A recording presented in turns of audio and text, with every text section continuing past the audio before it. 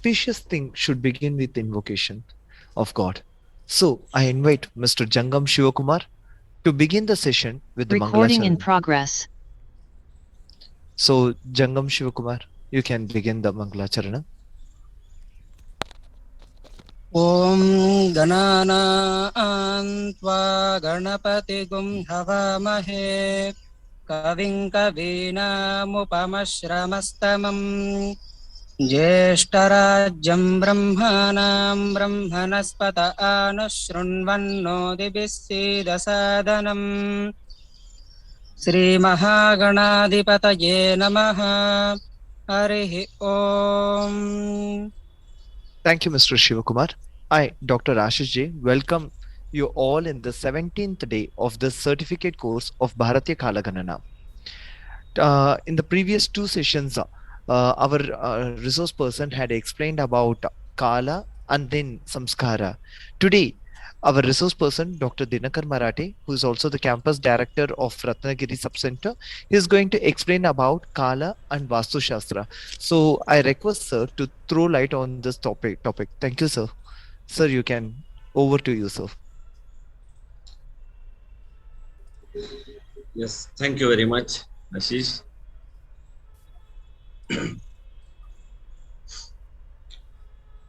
श्रूयते वा? महोदय सम्यक् श्रूयते.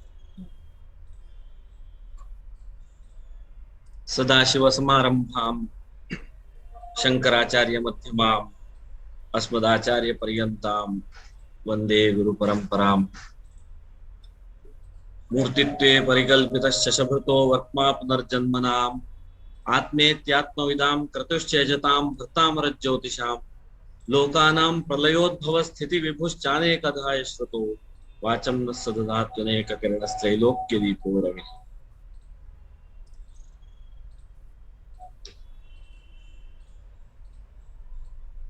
भारतीय कालगणना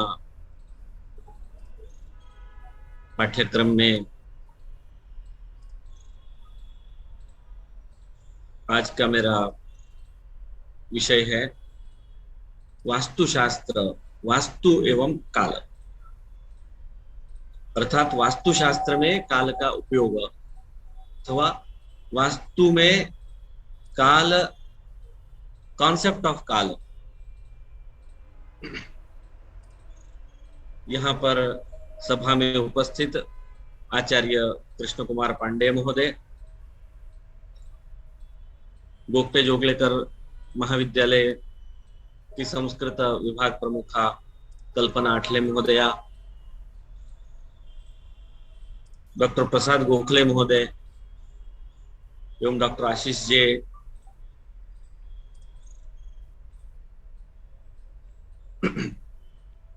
डॉक्टर अंबालिका सेठिया,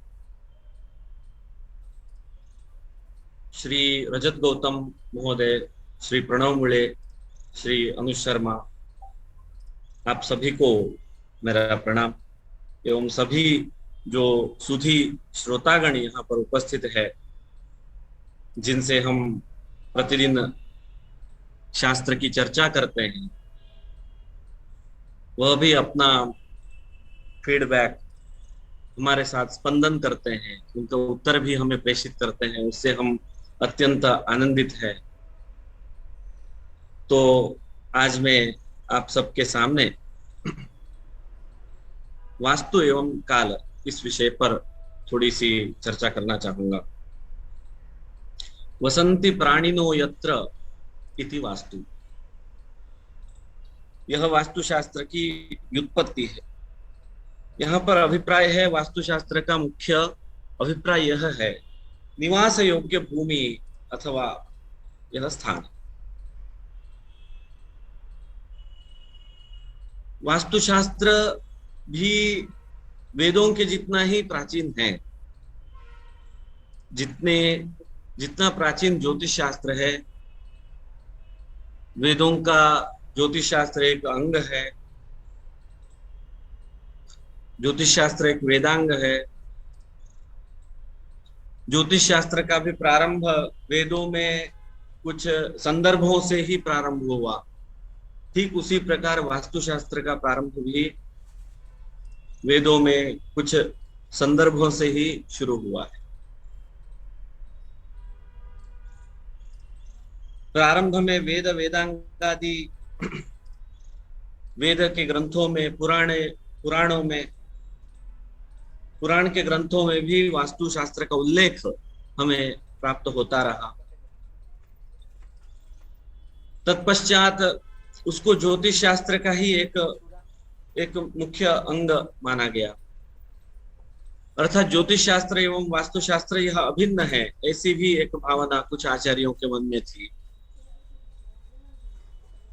मध्यकाल में ज्योतिष शास्त्र में जिस प्रकार से भिन्न भिन्न नवीन आचार्य आए और ग्रंथों की रचना हुई, उतनी मात्रा में वास्तुशास्त्र में तदनंतर काल में ग्रंथों की रचना ज्यादा नहीं हुई। कम ग्रंथ, ज्योतिष के तुलना में वास्तुशास्त्र में कम, मतलब ऋषि प्रणीत अथवा आचार्य प्रणीत ग्रंथ उपलब्ध होते हैं। जैसा कि यहाँ प्रस्तुत है, ब्राह्मण, पुराण, सूत्र ग्रंथ, रामायण, महाभारत इत्यादि में वास्तुशास्त्र के उल्लेख आते रहे। ज्योतिष शास्त्र के भी जो 3 स्कंध है, सिद्धांत है, संहिता है, होरा है, उन 3 स्कंधों में से संहिता स्कंध के अंतर्गत वास्तुशास्त्र की गणना भी होने लगी। वराह मिहिर प्रणीत बृहद संहिता नामक ग्रंथ में वास्तु विद्याध्याय नाम का एक संपूर्ण अध्याय प्रकाश में आया। तत्पश्चात ज्योतिष शास्त्र को जिस प्रकार से गति मिली, उसके साथ साथ वास्तुशास्त्र को भी गति प्रदान हुई है। वास्तुशास्त्र में भी विभिन्न ग्रंथों की रचना हुई है।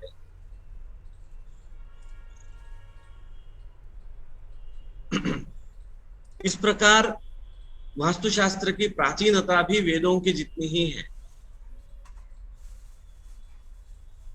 प्रायः एक 5वीं या 6वीं शताब्दी से लेकर के वास्तुशास्त्र एक स्वतंत्र शास्त्र के रूप में विकसित हुआ।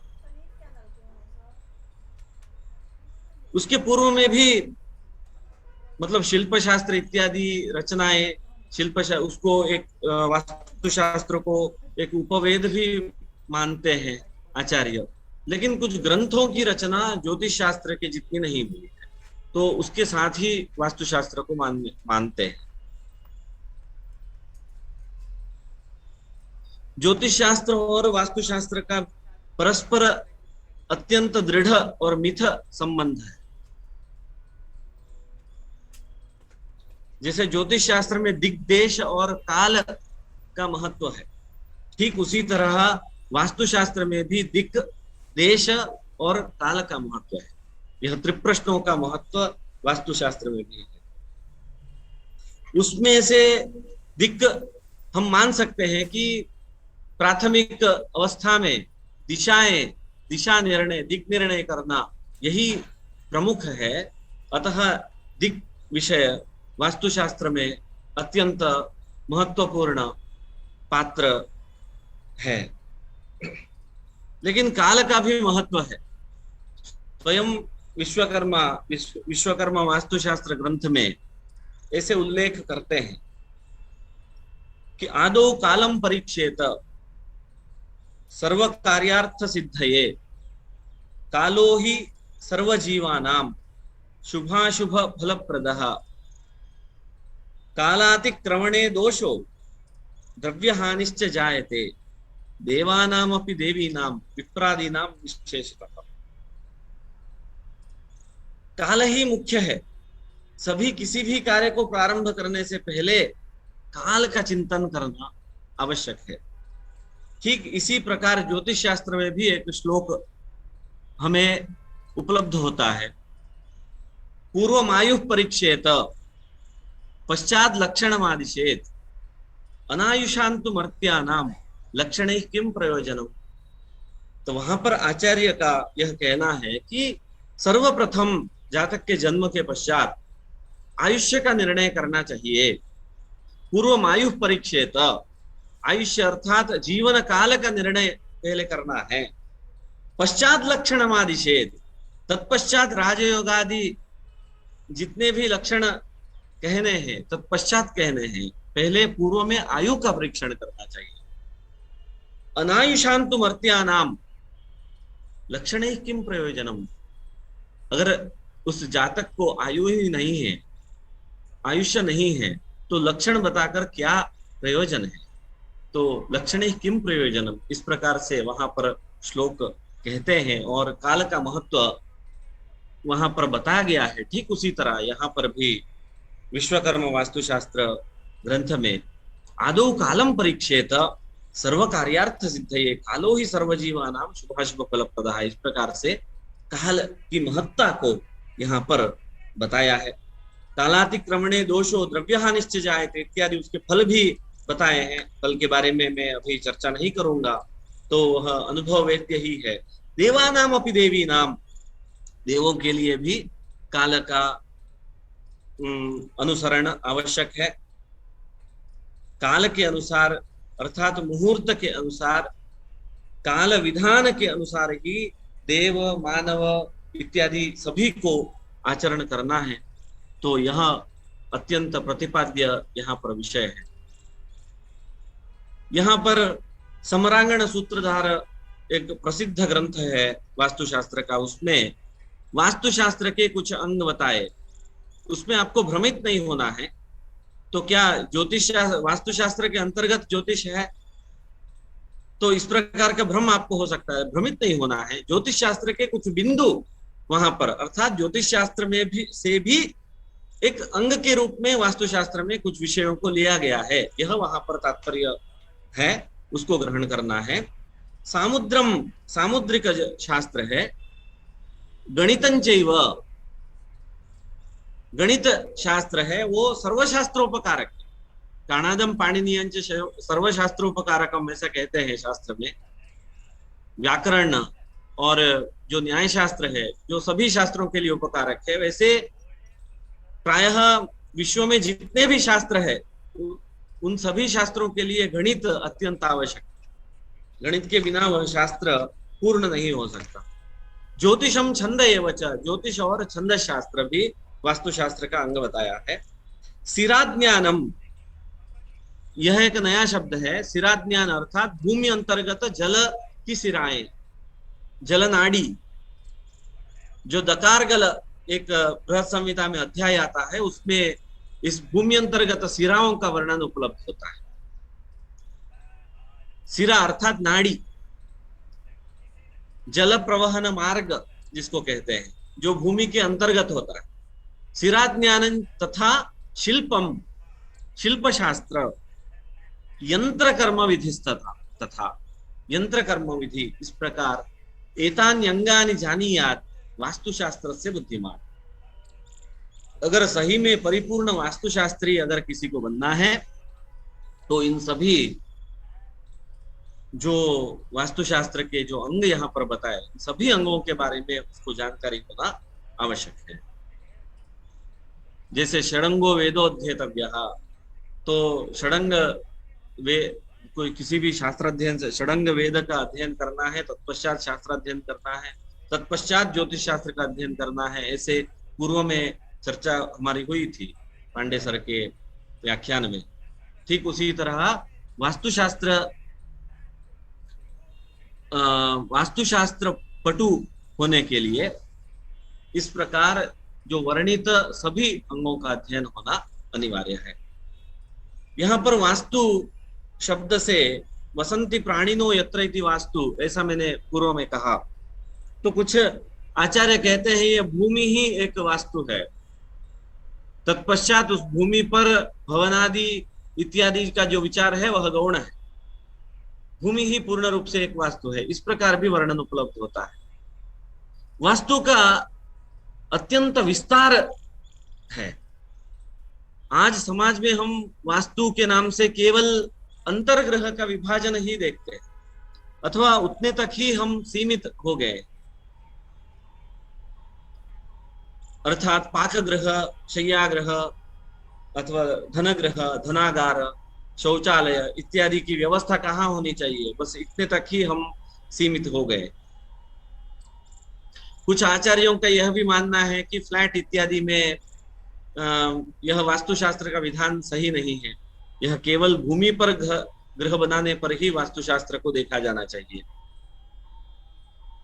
तो लेकिन वास्तुशास्त्र में कुछ इसके लिए भी उत्तर है। यत् पिंडांडे तत् ब्रह्मांडे इत्यादि जो विधान है, उससे एक सूक्ष्म स्वरूप में भी हम वास्तु पुरुष की संकल्पना कर सकते हैं और एक संपूर्ण भूमि में भी हम वास्तु पुरुष की संकल्पना कर सकते हैं। तो उसके लिए कुछ आचार्य घट बिंब दृष्टांत इत्यादि बताते हैं।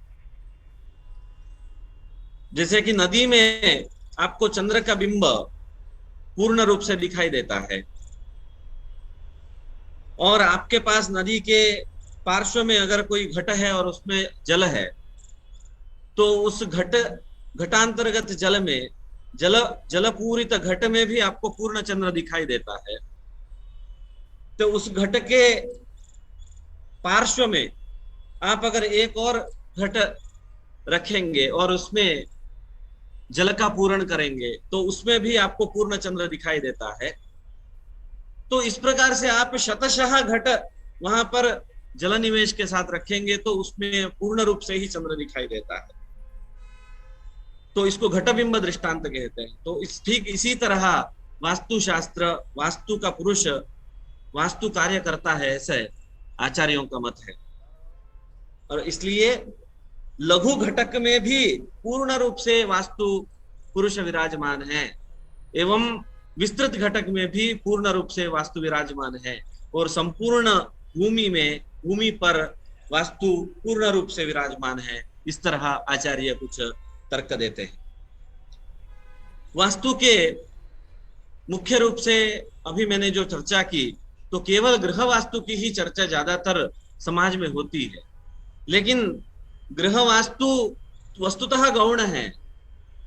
तो लेकिन गृह वास्तु से भी अति विशिष्ट वास्तु के प्रकार है प्रासाद वास्तु, मंदिर वास्तु एवं नगर वास्तु के प्रकार।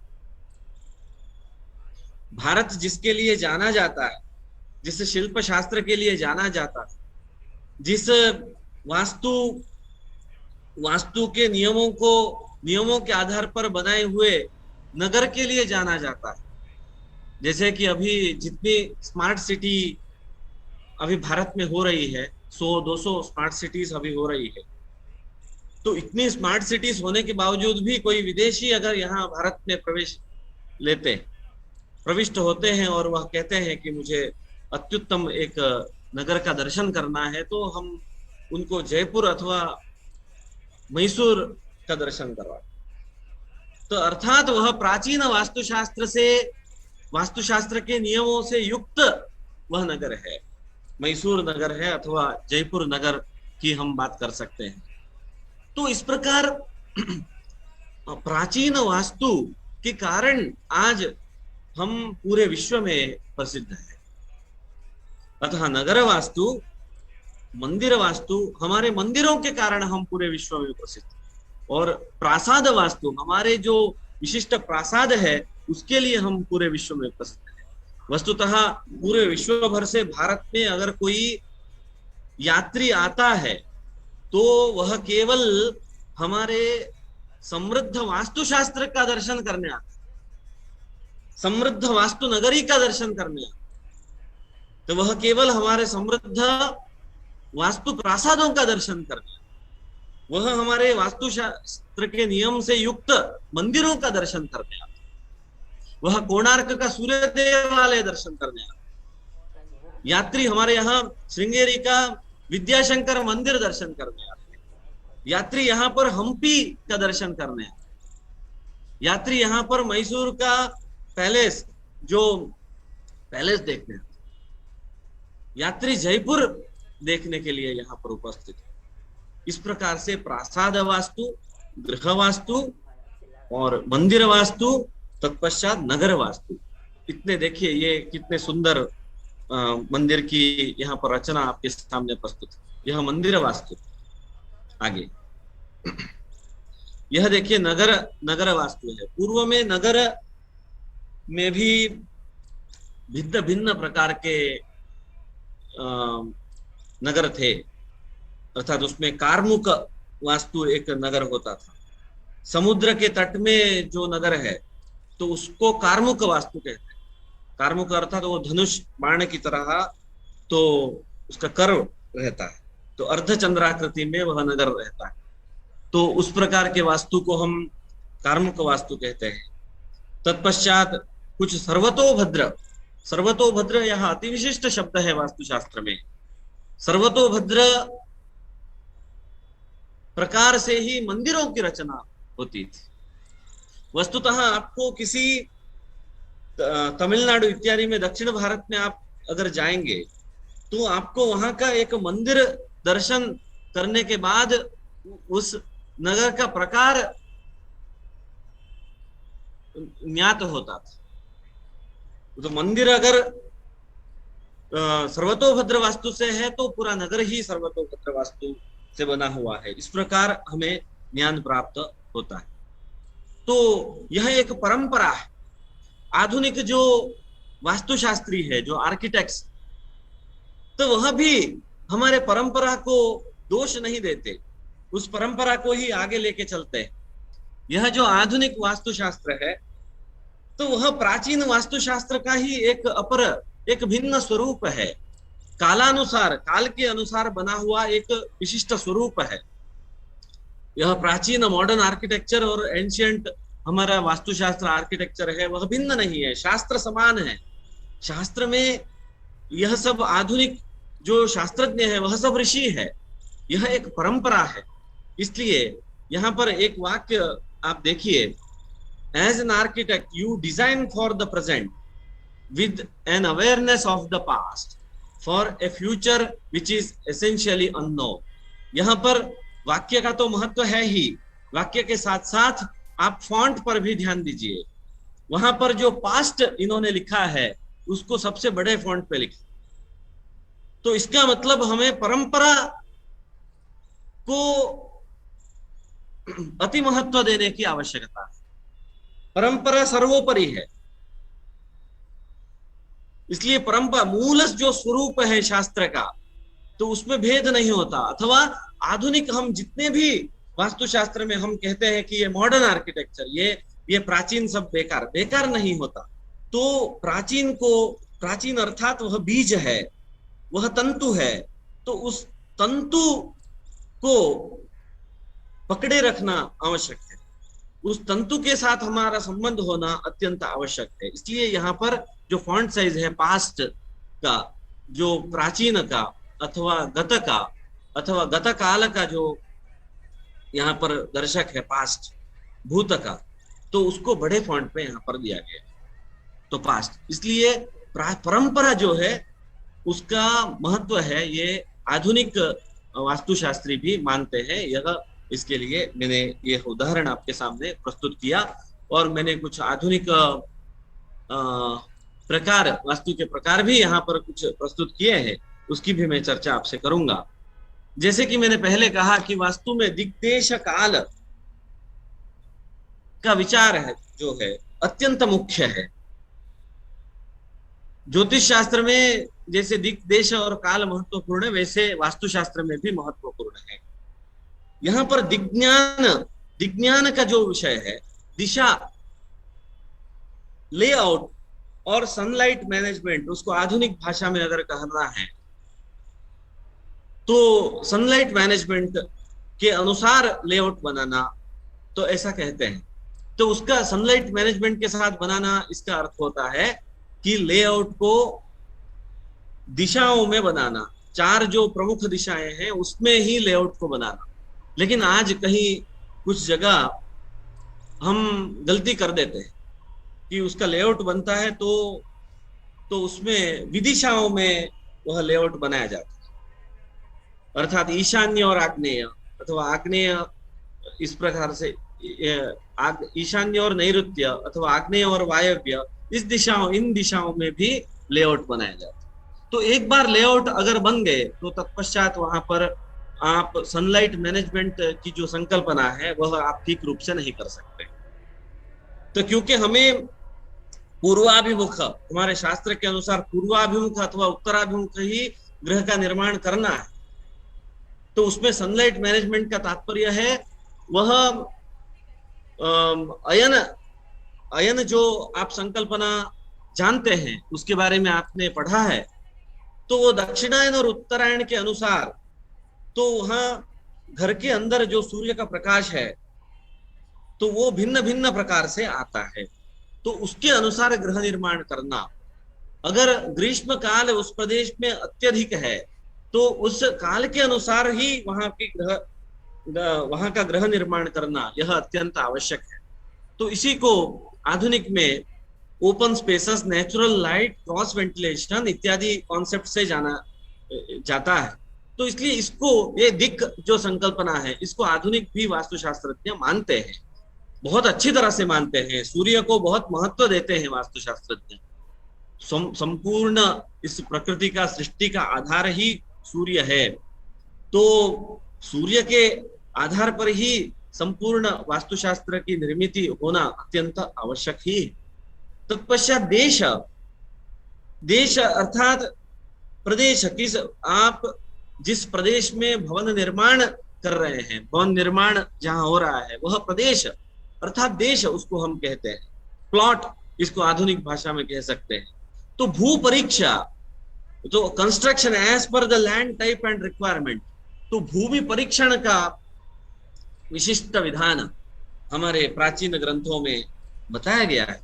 Soil test before the construction, या आधुनिक में भी सॉइल टेस्ट इत्यादि संकल्पना है, लेकिन प्राचीन हमारे काल की भू परीक्षण की संकल्पना कुछ अति विशिष्ट थी। तो उसमें काल का भी महत्व था। तो वहां पर, तो उसके बारे में आगे चर्चा आएगी, मैं आगे चर्चा करूंगा। तत्पश्चात काल, the construction as per the ऋतु अयन, तो ये बहुत अत्यंत महत्वपूर्ण विषय है। वास्तुशास्त्र के ग्रंथों में भौगोलिक प्रदेश के अनुसार, अन्य भिन्न भिन्न प्रदेश के अनुसार भिन्न भिन्न वास्तु की रचनाएं बताई, वास्तु के भिन्न भिन्न प्रकार बताए।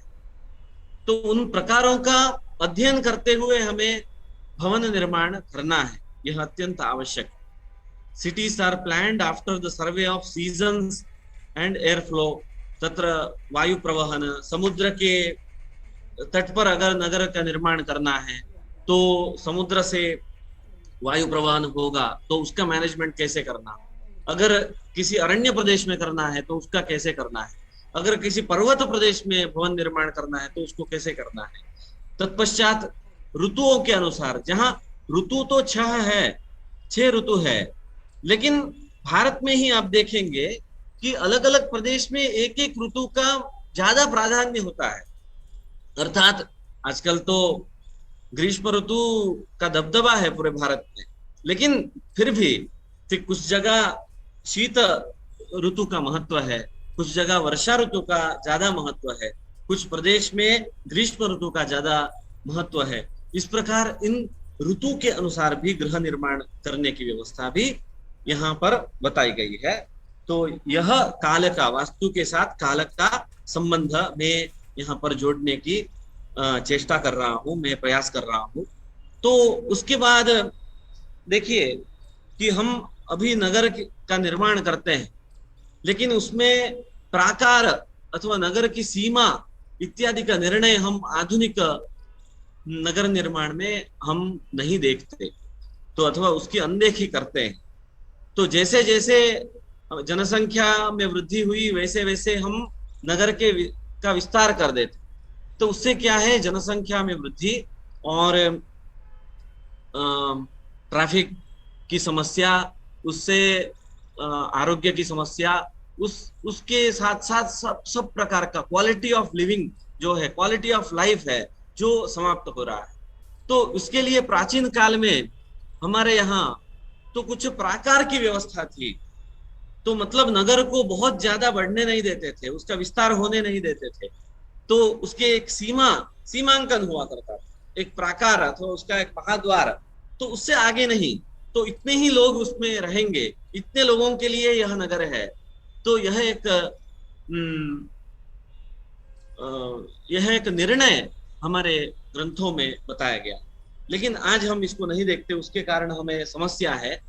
तो उसका निदान करने के लिए, उसके परिहार के लिए हम मेट्रो इत्यादि वेगवान जो वाहन की व्यवस्था है उसको चलाते हैं, अर्थात काल का मैनेजमेंट, टाइम मैनेजमेंट करने हेतु हम इत्यादि अलग अलग व्यवस्थाएं चलाते हैं।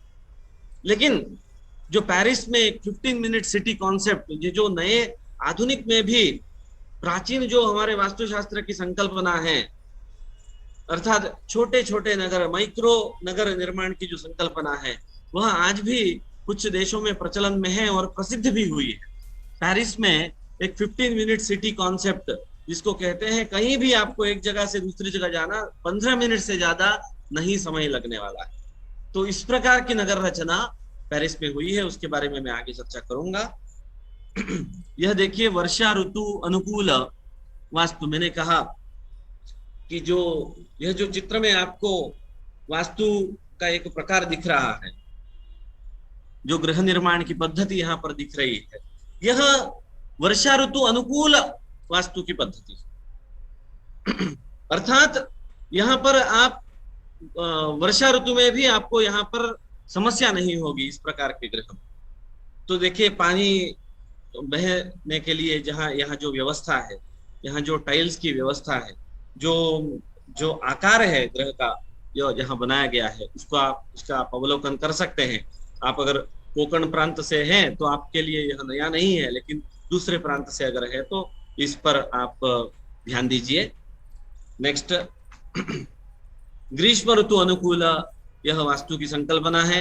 यह अत्यंत अलग अलग देशों में यह संकल्पना प्रचलित है, आज भी भारत में भी प्रचलित है, कोंकण प्रदेश में भी, कर्नाटक के पश्चिम वेस्टर्न घाट का जो सेक्शन है, तो मैंगलोर तक, केरला तक भी इस प्रकार घर बनाने का विधान है।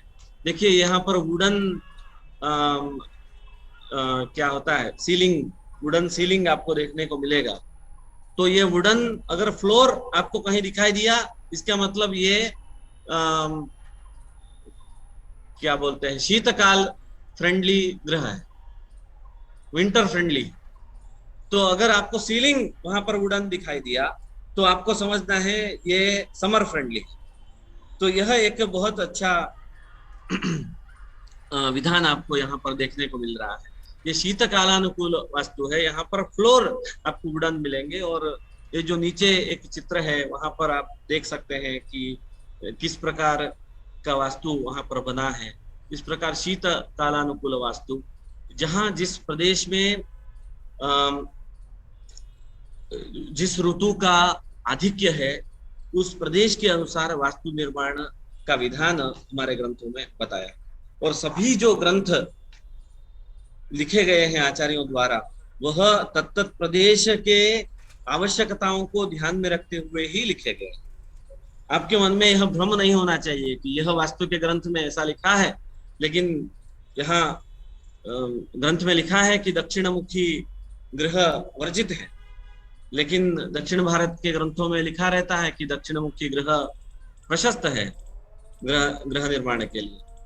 तो वहां पर भी कुछ विधान है। पूरे जो है एकाशीति जो पदचक्र है, उसमें कुछ जो देवताएं हैं दक्षिण अभिमुख में भी, उनके स्थानों पर ही हम द्वार इत्यादि की रचना कर सकते हैं, ऐसा विधान है।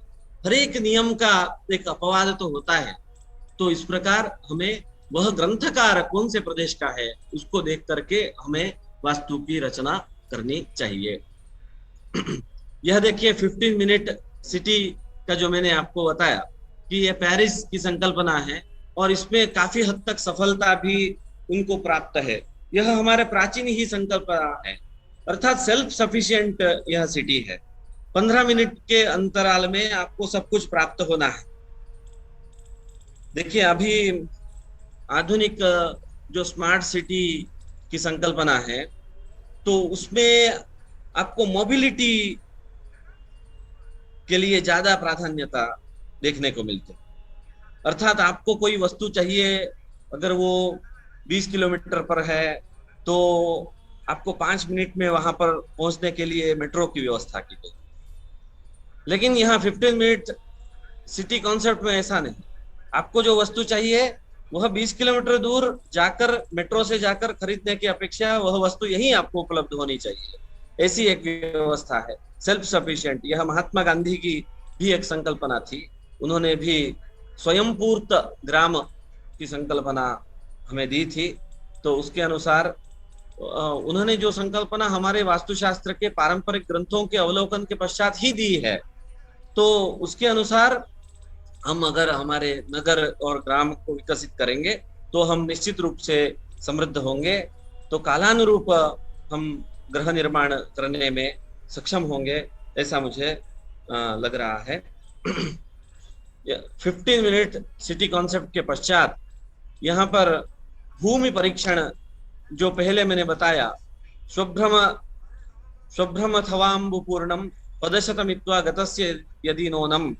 तो यहाँ पर ऐसे बताया है कि वृष्टिकाल में तो भू परीक्षण वर्जित, क्योंकि वृष्टिकाल में आप भूमि की स्थिति, उसकी कठोरता, उसके मृत की जो मिट्टी है तो उसका गंध इत्यादि का ज्ञान आप कर नहीं पाएंगे वृष्टिकाल में, इसलिए वृष्टिकाल में वर्जित है। अनंतर वृष्टिकाल के पश्चात जो भूमि परीक्षण का विधान यहाँ पर दिया गया है, यह अत्यंत विशिष्ट विधान है। पदशतमित्वा गतस्य यदि नोनम, तो यहाँ पर ध्यान देना है, काल का यहाँ पर महत्व है भूमि परीक्षण में।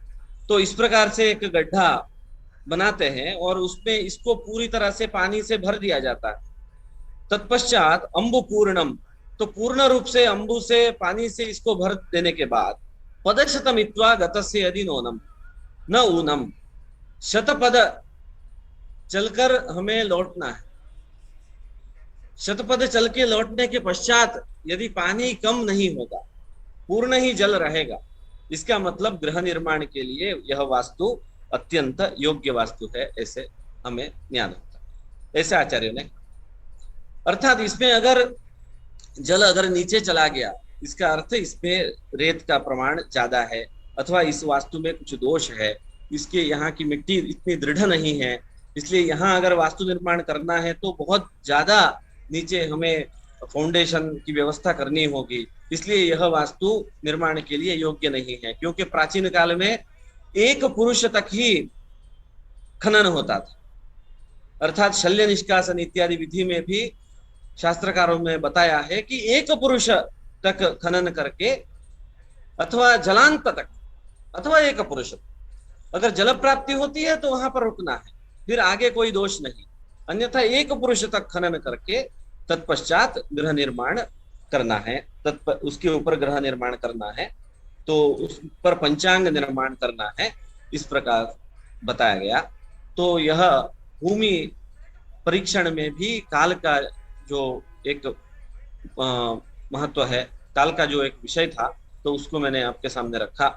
तो वृक्षारोपण का भी विधान गृह के पुरतः, सामने अथवा पृष्ठतः, इससे जल से वृक्ष रोपण का विधान बताया गया है। कुछ वृक्ष वर्जित भी बताया है, तो उसके बारे में कुछ बाद में हम कुछ नोट्स आपको देने वाले हैं, तो उसमें पूरा विवरण प्राप्त होगा। तो वृक्षारोपण में भी काल का महत्व, वृक्षारोपण तत्पश्चात उसमें जल सेचन का जो विचार है, उसमें भी काल का महत्व आचार्य ने बताया। सायं प्रातश्च घर्मर्तौ, बृहत् संहिता में यह श्लोक आता है। सायं प्रातश्च घर्मर्तौ शीतकाले दिनांतरे वर्षायांच भुवशोषे सेक्तव्याः रोपिता द्रुमाः, इस प्रकार बताया है। घर्मर्तौ, ग्रीष्म ऋतु में सायं और प्रातः, मध्याह्न में नहीं करना है। कुछ जगह हम देखते हैं कि मध्याह्न काल में भी जल सेचन करते, सिंचन करते, तो यह गलत है, यह अनुचित है, यह अवैज्ञानिक विधि है। सायं प्रातश्च घर्मर्तौ शीतकाले दिनांतरे, शीतकाल में दिनांतरे, एक दिन के अंतराल से जल सेचन करना है।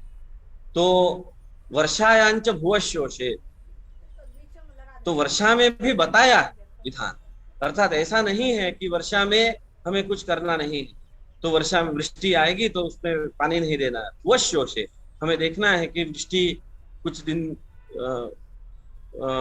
बहुत दिनों से वृष्टि नहीं है, तो वर्षा काल में भी ऐसी स्थिति कभी आती है। आजकल हमें देखने को मिलता है कि कभी अतिवृष्टि होती है, अन्यथा वर्षा काल में भी अनावृष्टि की स्थिति हमें देखने को मिलती है।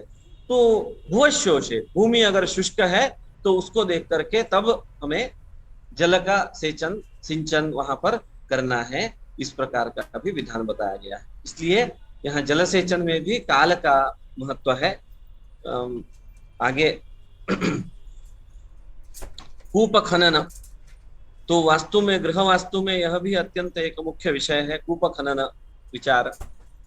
खनन काल का भी हमें ज्ञान होना आवश्यक है, अंतर्जल ज्ञान होना भी आवश्यक है।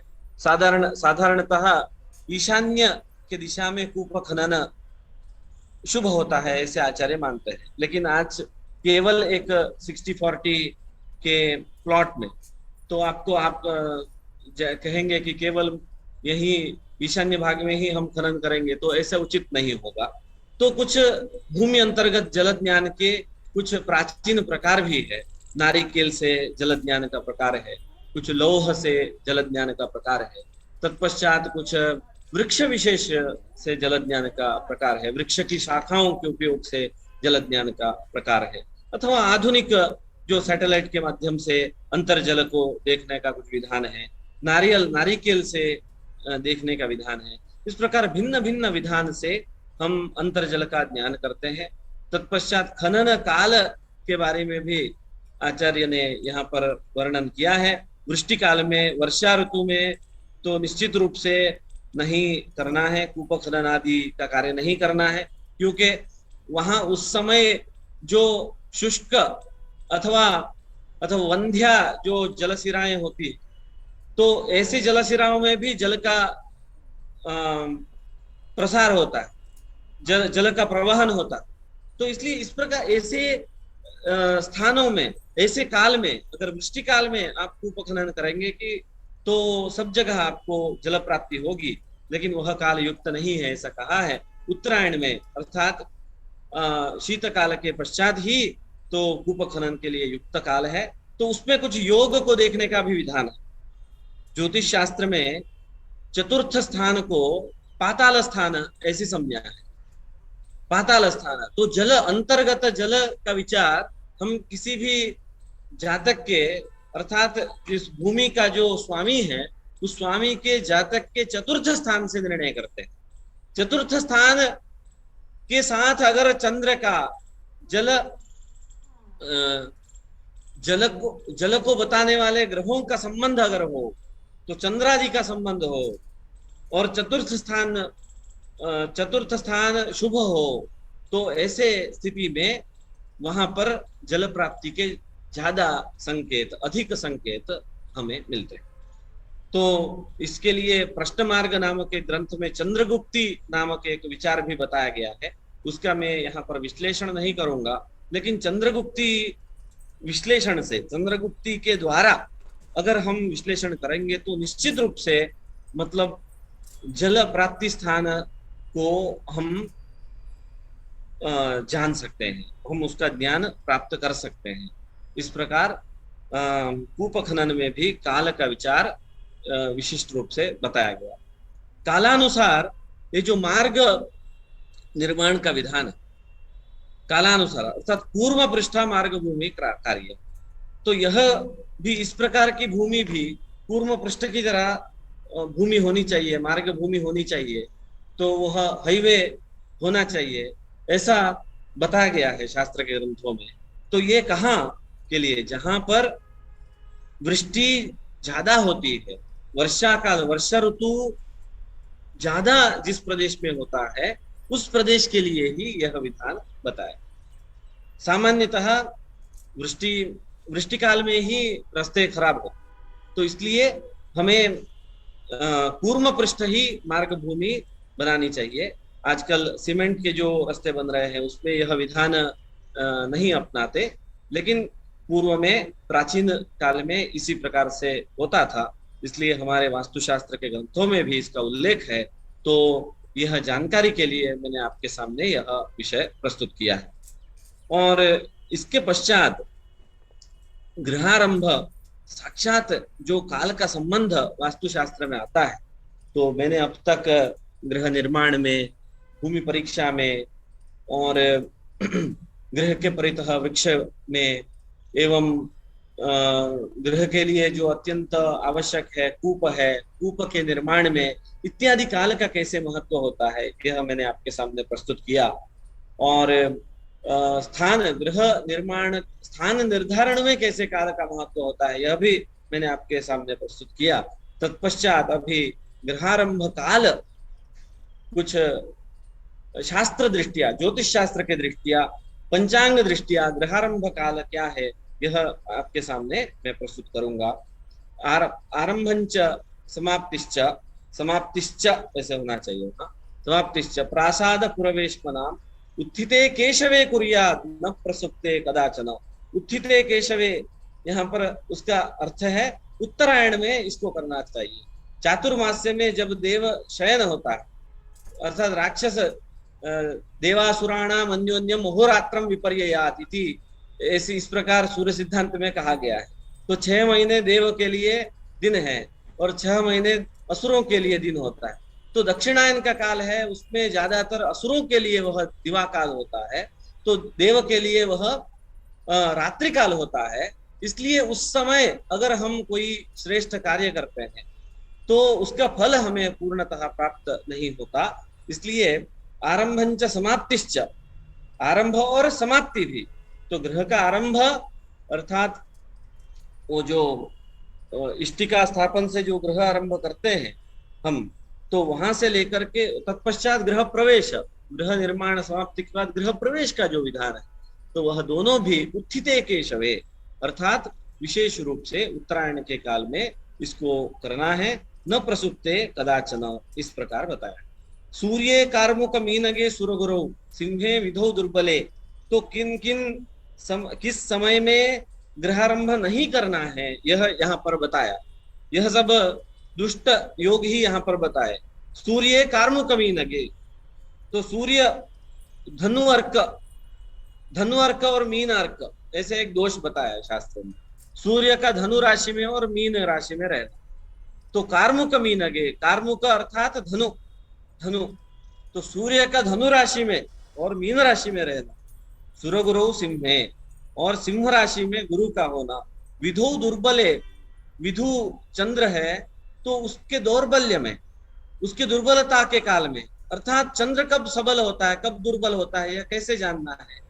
तो हमारे स्टैटिस्टिक्स में, प्राचीन हमारे भारतीय गणित में एक वाक्य है कि अर्धाधिकम रूपम ग्राह्यम, अर्धाधिक अगर होता है तो उसको रूप ग्रहण करना, अर्थात उसको फुल मानना चाहिए। इसे चंद्र का बिंब जब अर्धाधिक गोचर होता है तो तब उस समय चंद्र को हमें सबल मानना है, चंद्र बलवान है इस समय ऐसे मानना है। जब चंद्र का बिंब अर्ध से अल्प हो जाता है तो तब हमें यह चंद्र अभी दुर्बल है ऐसे मानना चाहिए।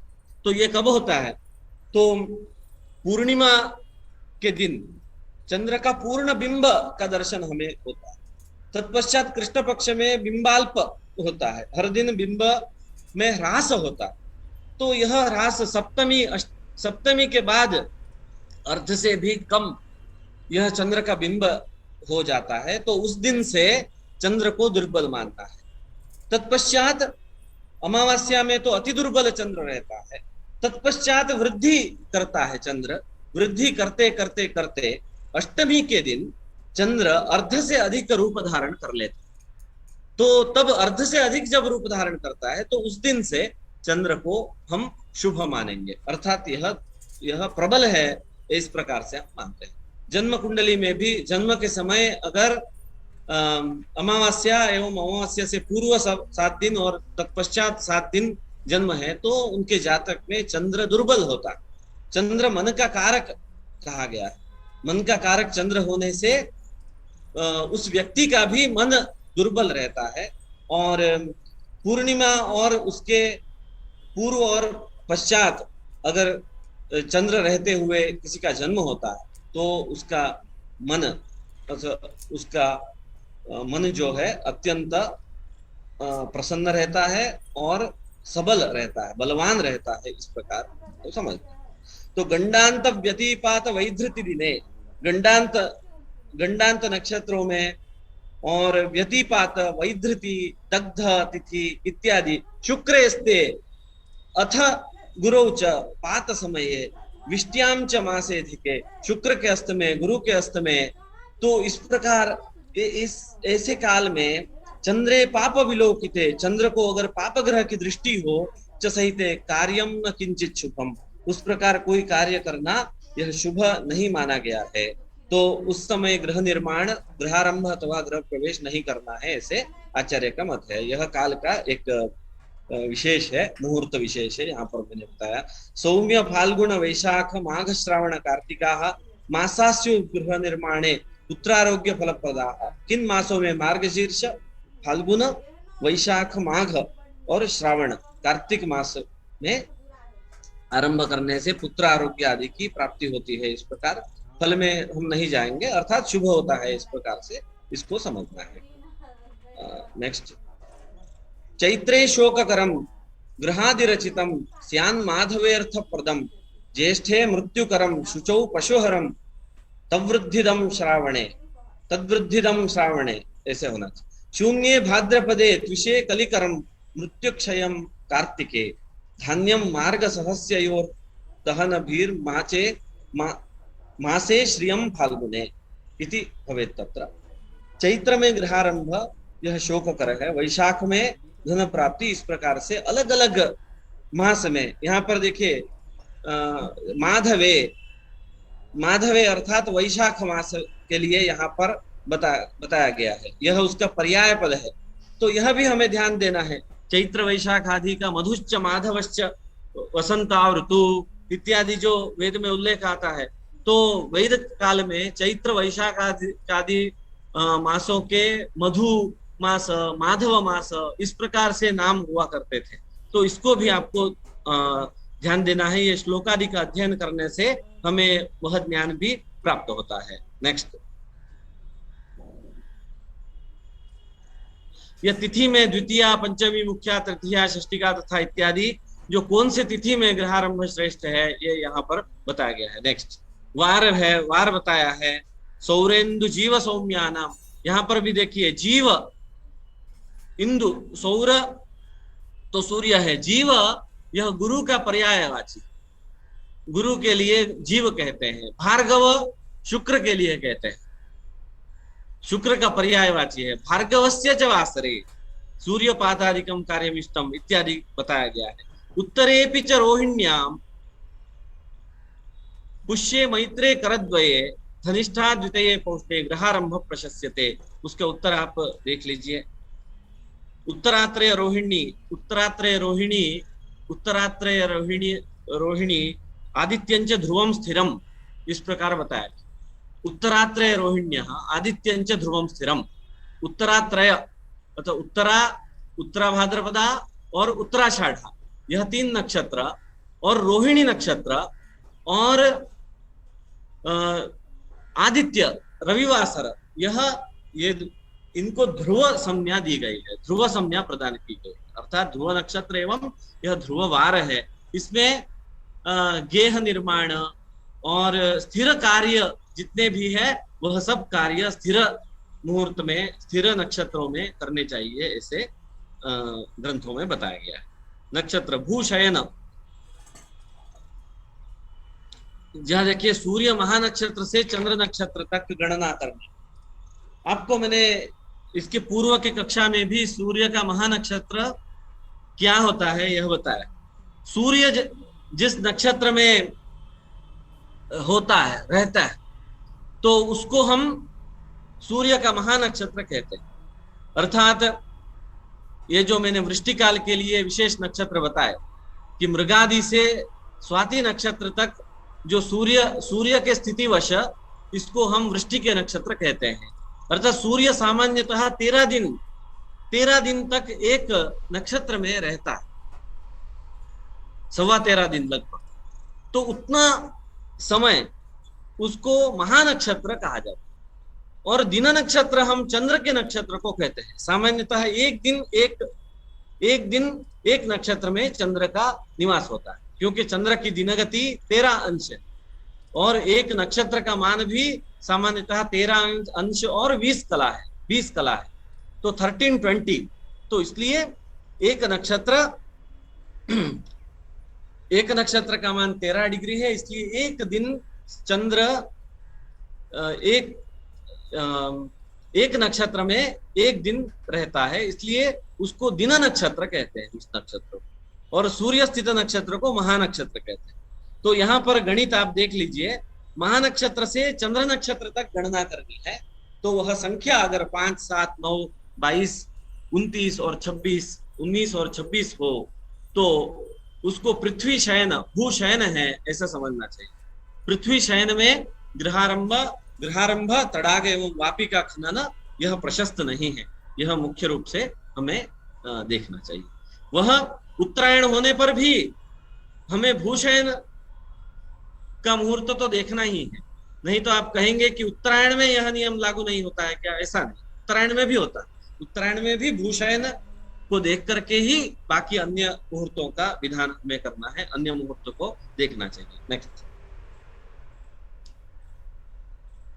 वापी मुहूर्त, तड़ाग मुहूर्त और कूप मुहूर्त, इसको हम आपको शेयर करेंगे, आप इसको देख सकते हैं। नेक्स्ट, स्तंभ मुहूर्त भी आप देख लीजिए। नेक्स्ट, द्वार मुहूर्त। द्वार मुहूर्त बहुत मुख्य होता है।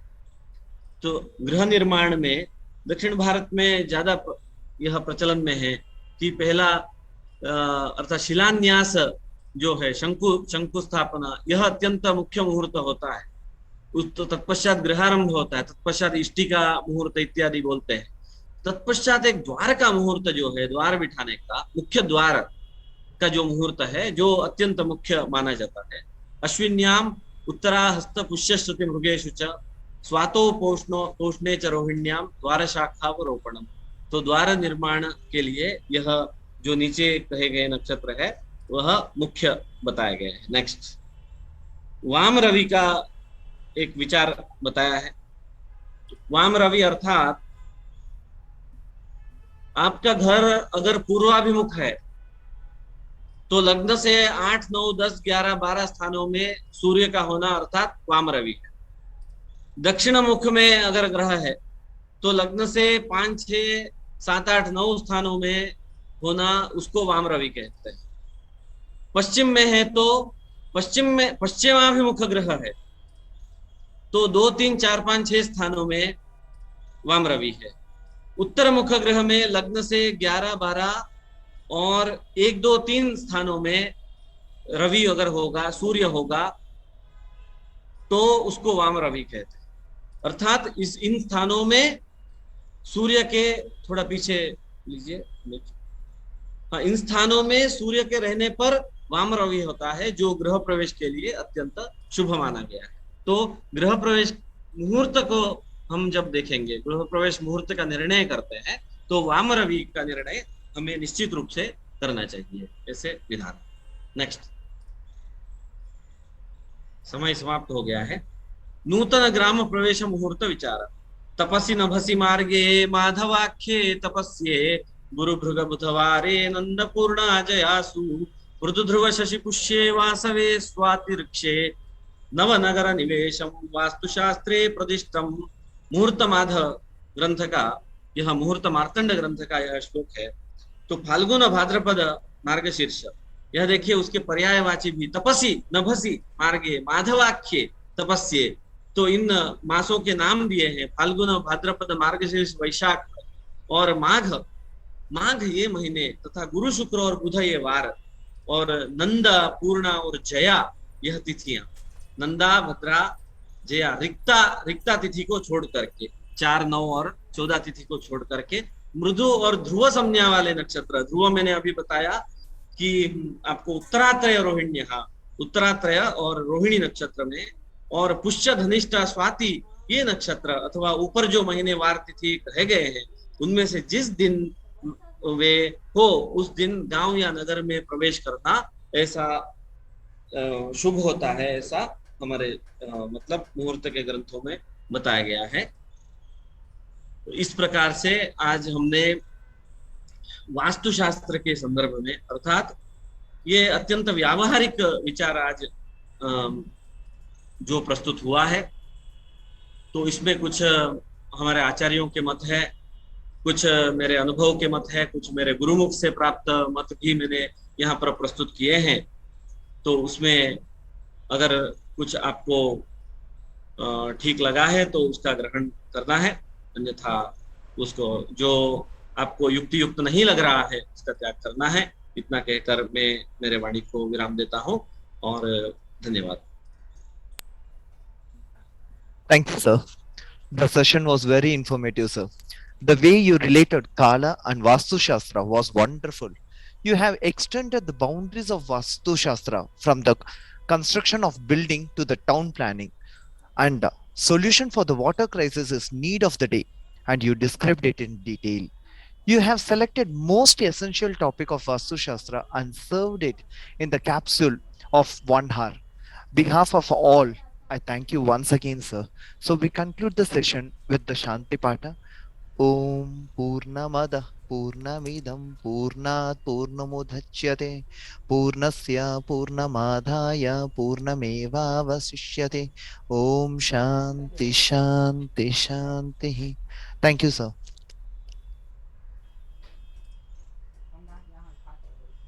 Recording stopped.